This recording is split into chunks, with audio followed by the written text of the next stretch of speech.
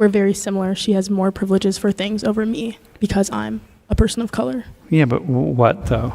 Do you have an example of what that might look like? What's going on, everybody? Welcome back to the channel. Hope all is good wherever you are. In this video, we have another clip of one of Sam Richards' longer live stream. The full live stream is linked in the description down below. I do recommend you go watch it. I personally love his channel.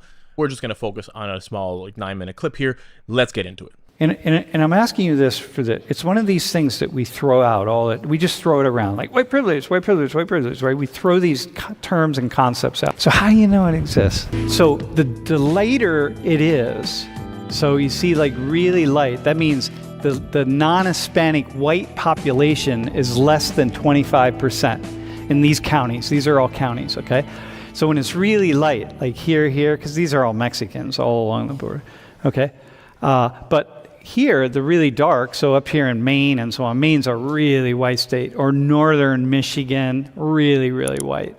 And then when you see these light counties here in different places, those are all Native American reservations, okay? So, but you notice how all along here, it's much lighter, meaning that the percentage of white people is much less. So, if you grew up around these areas, or people that grow up in urban all along the eastern seaboard or in California, you think like, whoa, the U.S. isn't very, it's not very white, like there are no white people, but you got to go in the center of the country here. And then suddenly, the black and brown people start to diminish in numbers tremendously. So, you're here at State College with Penn State, but, if you were up in Maine somewhere, you would literally be the only Indian. So this is 2010, the light here, and 2020, the darker, okay? And now this is the total number in the population in millions, and this is the percentage. So in 2010, 63.7% of the U.S. population was white, non-Hispanic. And then it shrunk to 57.8. So it shrunk by 6% in 10 years, owing to new immigrants coming in and the birth rate among black and brown people a little bit higher, mostly brown people, less black people. So here is the population of white people. Look at the Hispanic population's went up in 10 years. Black population went up by a couple million in 10 years, but it went down in percentage, right? And then this is mostly Asians here, Indians, South Asians, and East Asians, okay? So just think about the number of white people is diminishing, and will slowly, in places like California, the white people are the minority. Okay, poor Americans. All right, I'd like you to comment on this if you could. White people of all the poor. This circle represents all Americans who are considered to be poor. It's 42.8, so 43% are white. You've heard the term white privilege. What do you think about that in relation to this? I think you hear a lot of things, but maybe people don't look at facts and statistics about this. I mean, just looking at this graph, a lot more white Americans in America are, I guess, poorer than other racial groups. Well, majority of people who are poor are not white, but not by much, right? Because it's 42% of it. That's pretty big. Yeah. But if you add up everyone else there is black or brown. But nonetheless, it's close to being half and half. Okay, so first off, what's white privilege? I don't know how to answer that. Oh, well, just give it a shot. If someone say, "Hey, Phil, you go back to China," one of your family members says, "Hey, what is this thing, white privilege, that we talk about, that everybody's talking about in the U.S.?" I think definitely if you look at the trends in corporations, you can see a lot more white people near the executives, like the C-suite or whatever. Yeah. You see maybe more white people in colleges, like College of Engineering, you see a lot more white people. Uh-huh. Stuff like that, career stuff is one point I could point out right now. I think my version of white privilege is when someone who's the same as me but happens to be white, like Sally. Sally's also white, but we're very similar. She has more privileges for things over me because I'm a person of color. Yeah, but what though? Do you have any? Can you have an example of what that might look like?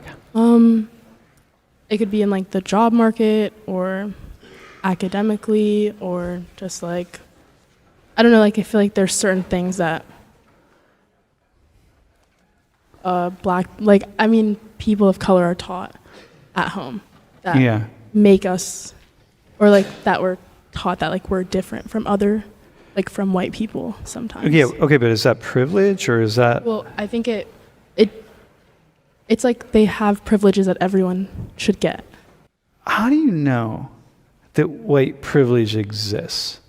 And I'm asking you this it's one of these things that we throw out we just throw it around like white privilege, white privilege, white privilege, right? We throw these terms and concepts out, but we rarely stop and say, wait, hang on, what does that mean? What are we actually really talking about?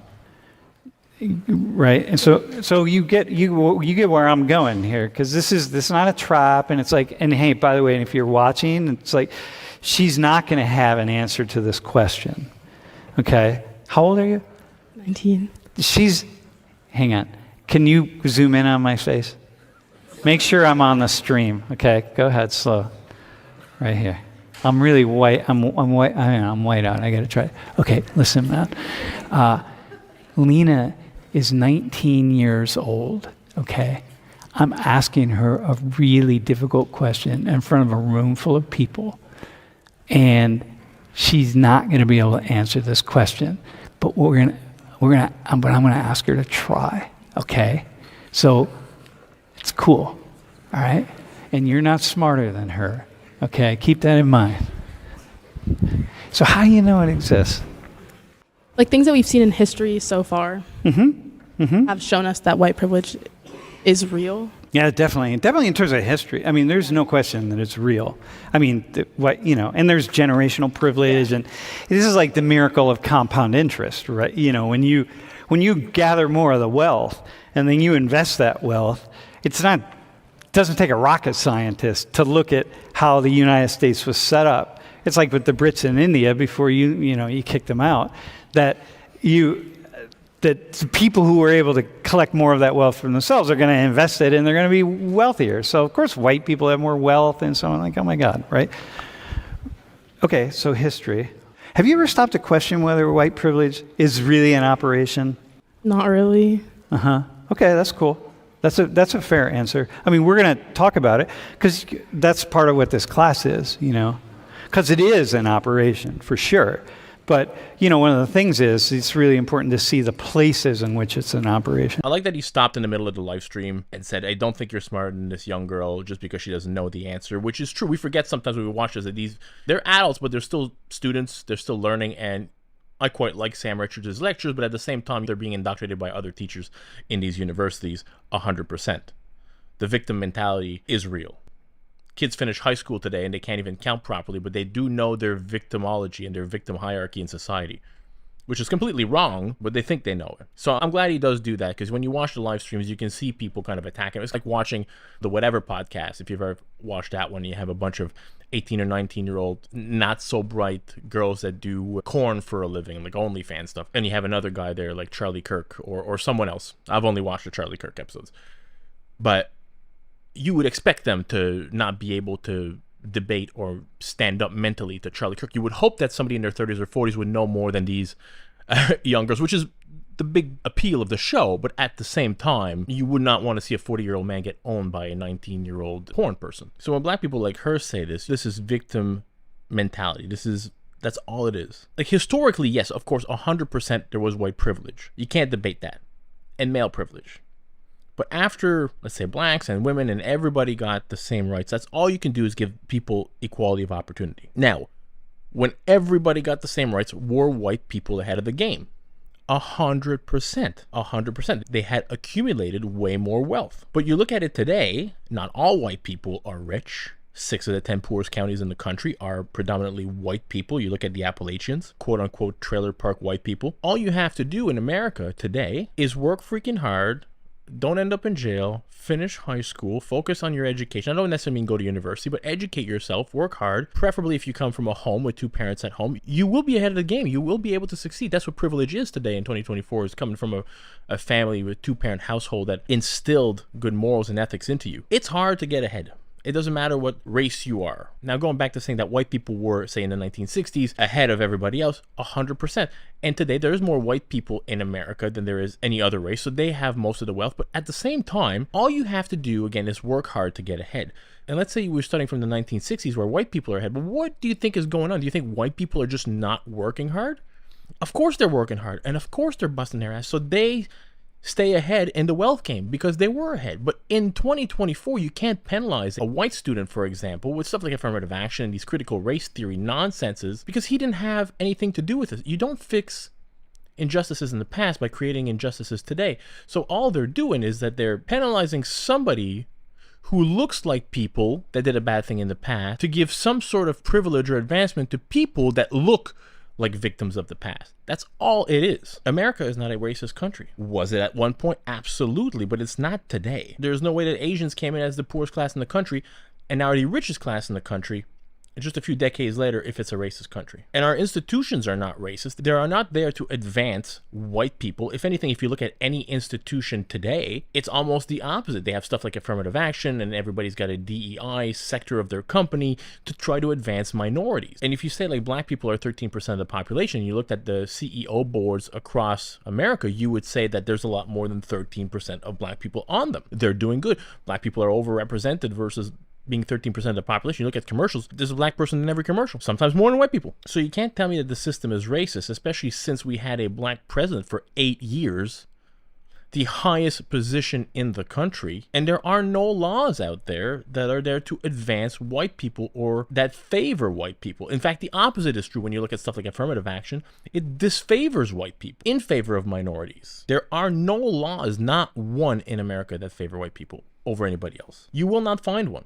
It does not exist. And you hear about, oh, white males all the time, white males. Tell me then why Asian women are the highest paid class across all genders and races in America, if America is such a racist country. It is not. The black community is behind, and that is a cultural thing.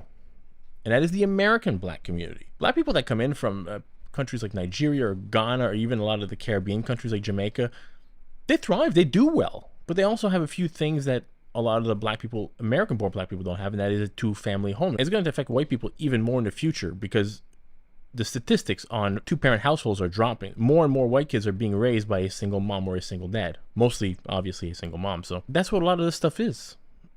Having 2 parents at home. That's what privilege is to me anyway. Having a 2-parent household that instilled good morals and values in you and taught you the meaning of hard work and taught you how to educate yourself, the value of higher education. I don't necessarily mean universities. When I say this, I just mean to educate yourself and in order to advance in life, to grow your wealth, to have a business, to be a thriving member of the population. That was a good clip.